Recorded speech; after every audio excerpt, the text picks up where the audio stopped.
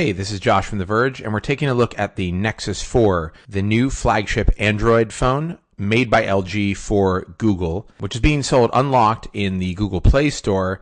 There's an 8GB version for $299 and a 16GB version for $349, and it's also being sold by T-Mobile on contract. A 16GB version goes for $199. The new device replaces the Galaxy Nexus, which was made by Samsung. I have to say, from a hardware standpoint, it seems like a much nicer phone. The device looks very similar to the Galaxy Nexus, but when you get a little bit closer, you can see the differences. The Nexus 4 is not curved the way the Galaxy Nexus is, and it also is made from just nicer materials. It's got a glass front and a glass back, both Gorilla Glass, and it's wrapped in a soft touch, slightly chamfered band, and at a glance it does seem like a nicer phone. It feels good in your hand. It's very sturdy. It doesn't feel like a piece of plastic. The screen is a little bit wider. It's got a 4.7-inch display that is a 1280 by 768 resolution. It's an IPS LCD display, and it looks a lot nicer than the Galaxy Nexus display did. It's crisp and clear. The only negative is that colors seem a little bit washed out on it. Not just compared to Super AMOLED, but even compared to something like the display of the One X, which uses basically the same technology. It's got two cameras. There's an 8-megapixel shooter on the back and a 1.3-megapixel camera on the front. The camera on the phone is a lot better than the Galaxy Nexus.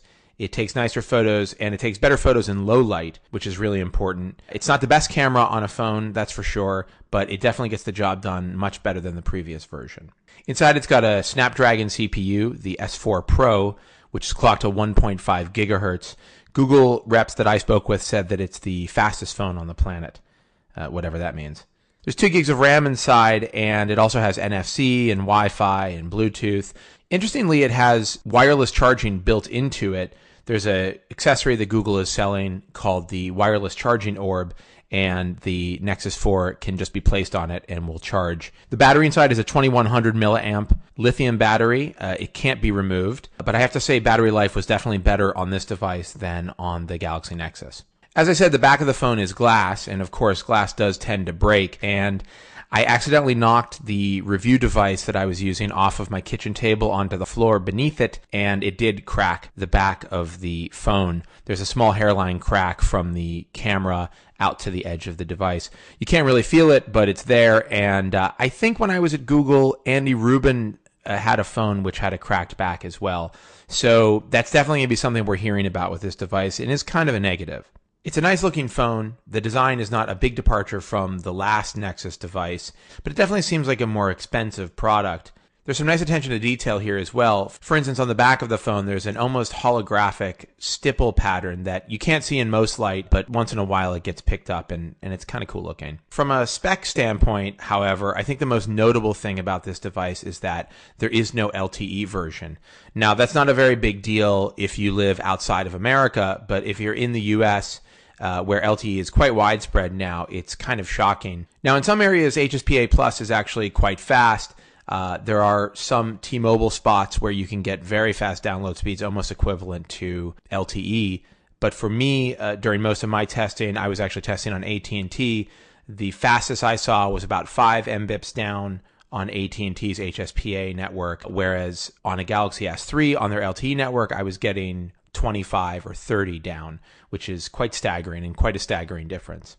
The lack of LTE is a huge disappointment, making this not really competitive with the iPhone 5 or the latest crop of Windows Phone devices. As far as software is concerned, this phone is running the newest version of Android, which is Jelly Bean 4.2. It's a dot upgrade from the last version, but there are a handful of really interesting new features. For starters, they've added quick settings to the notification menu, which means you can access your most used settings pretty quickly. You can also get to this menu by using a 2-finger gesture swipe down on the notifications window, which is pretty handy. Google's also introducing gesture typing, which is basically their version of swipe, but it works in conjunction with regular tap typing on the keyboard, and in my testing was pretty good. I don't think the prediction is quite as good as swipe, but it's about 95% as good, which is basically good enough for me. The camera software has been updated significantly. Google has employed a really ingenious gesture-based interface for the camera.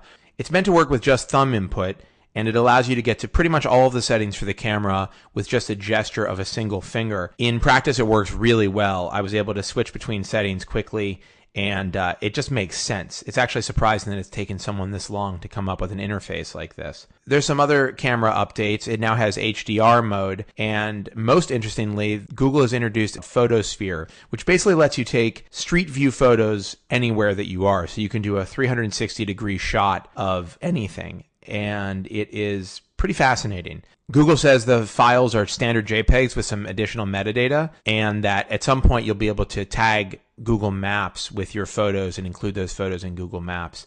So coming soon to Google Maps, street view of your bedroom. Google's updated Gmail as well. After 4 versions of the software, they finally given it pinch to zoom or shrink to fit functionality for emails. The iPhone's been doing this for obviously years, and Windows Phone does it, and now Gmail has the functionality. They've also added a swipe to delete or swipe to archive function, which is quite handy. The company has updated Google Now significantly in this version of Android. There are new cards that can find beacons in your email for hotel reservations or flight details, and they'll show you those cards when the time is right. There's also a few other new additions, movie information, photo cards, and a handful of enhancements to the service. Google's also improved its search here and given it a little bit of a different look, kind of falling in line with the card style. And search is just excellent. Voice search in particular stands out here. It was unflinchingly good and fast when I was using it. All in all, this is a really nice upgrade from the Galaxy Nexus, but it's got some pretty big negatives working against it, at least for me. The lack of LTE is obviously a problem and will be a problem for a lot of users in the US. And the fact that it's got a glass back doesn't fill me with a great sense of excitement. Mine is already broken, and I assume a lot of users are going to be complaining about their backs breaking. And I don't know what kind of plan LG or Google has in place for getting those backs fixed. I was really excited about this device, and I was anticipating the next Nexus as the phone that I would be using for the foreseeable future. But the fact that it doesn't have LTE has kind of thrown a monkey wrench into my plans.